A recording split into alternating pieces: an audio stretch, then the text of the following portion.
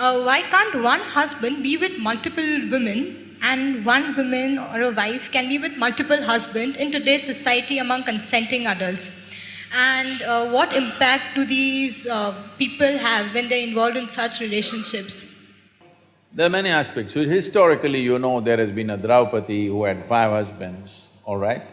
This has been a matriarchal society where in many parts of the country, even today in some parts of the country, it's still practiced that 5 brothers are married to one woman. These things were done at a certain time when the social situations were such.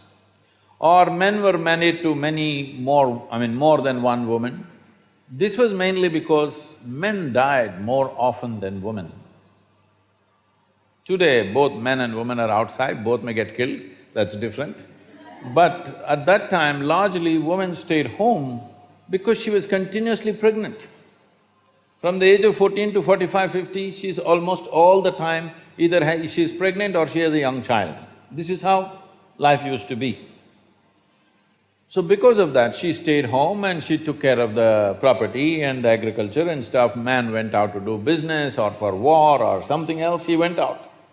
So men always died more often. So generally, in most societies in the past, the number of men was much less than the number of women, always. This has been the state all across the world. So naturally, when so many women were there, they needed care and they needed support in the society, and those days a woman could not exist by herself. Unless she's protected by a male partner, it would be very difficult for her to exist by herself because she would be exploited in so many different ways. So always they attached themselves. So naturally a man ended up having 2, 3 women because the population ratio was like that. But now largely it's leveled out. If some individual does it, it's not an issue, but if that becomes a social norm, then how do you decide somebody has multiple wives, and how do you decide somebody has no wife? This will become a social, collision, it'll become lot of problems in the society because we may act civilized. I'm very particular, I'm very clear about saying we act civilized, but when we are denied basic things that we need, all our civilization evaporates and we will behave like animals. Yes or no? So, when fundamentals are denied, people will go flashing. So that's not going to work in today's world. And above all, the women's condition will become very bad. Those days there was no dearth. If you had land, it was okay.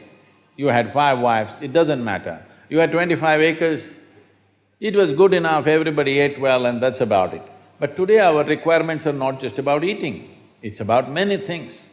So that kind of thing will lead to lot of complicated situations in the society. It's better to stick one-on-one and anyway, forever people have been doing their own things beyond the legal relationships. Things have been happening in the societies. That involves a certain risk. Somebody who's willing to take that risk, that's for them. But others will live within the legal format. It's a balanced society. If you're asking this question in a more existential way, well, see, this is a certain framework of not just of bone and muscle and flesh, there is a certain energy framework. Only because of that, it takes certain form. See, if you eat mangoes every day, and let's say a cow eats mangoes every day, at some point will you or the cow get confused whether you are a cow or a human being? Or will the cow get confused?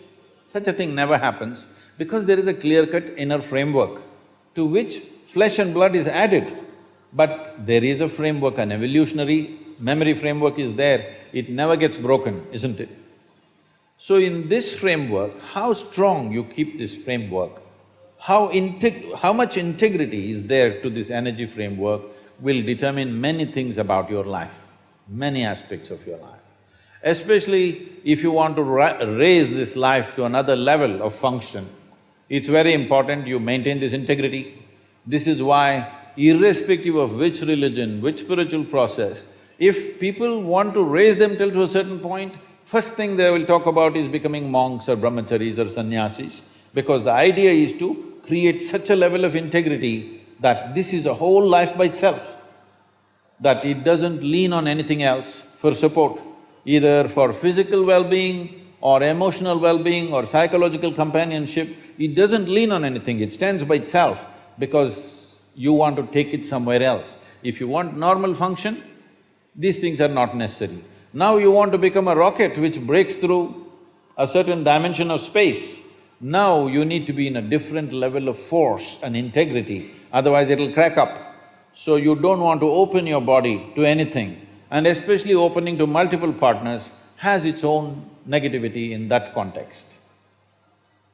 How much pain, and you look at Draupadi's life, how much volatility, how much pain, how much suffering she went through in her life, and how much pain and suffering she caused because of her anger and jealousy and whatever else. So, these things happen for variety of reasons. You can't blame everything on that one aspect, but that aspect also has a say in these aspects, because you're opening up your memory body, your energetic body, which is essentially ruled by memory, to variety of memories. This will cause a whole lot of turmoil within the system, which could affect that life and many other lives. So Draupadi's life is in a way a sample for that.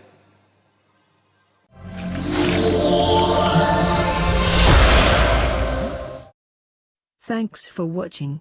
Please subscribe our channel to encourage us if you liked this video.